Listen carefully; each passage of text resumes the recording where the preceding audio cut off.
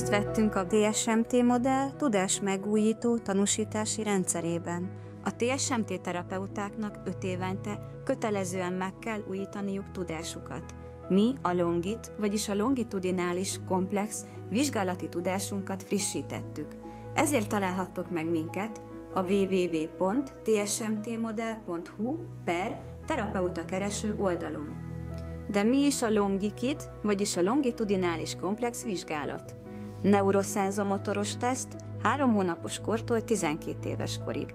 Neuro, mert az idegrendszer és idegi működéseket vizsgálja, reflexek, szenzoros integráció, szenzoros, mert vizsgálja a szenzomotoros részek épségét és feldolgozását, motoros teszt, mert vizsgáljuk az izomtónust, mozgáskivitelezést és mozgásszervezést kérgi és kéreg alatti szinten egyaránt.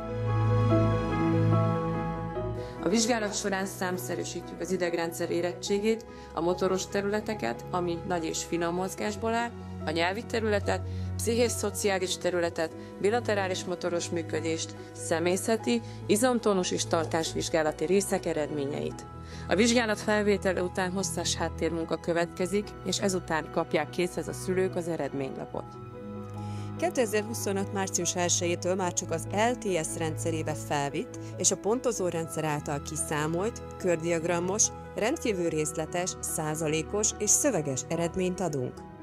Fontosnak éreztük, hogy tudásunkat megújítsuk, és újra levizsgázzunk, hogy azoknak a családoknak, akik minket választanak, a legújabb szemlélettel, a legfrissebb naprakész elméleti és gyakorlati tudással tudjunk irányt mutatni. Minden érdeklődőt sok szeretettel várunk, további információkat a www.smileyfejlesztőház.hu oldalon találnak.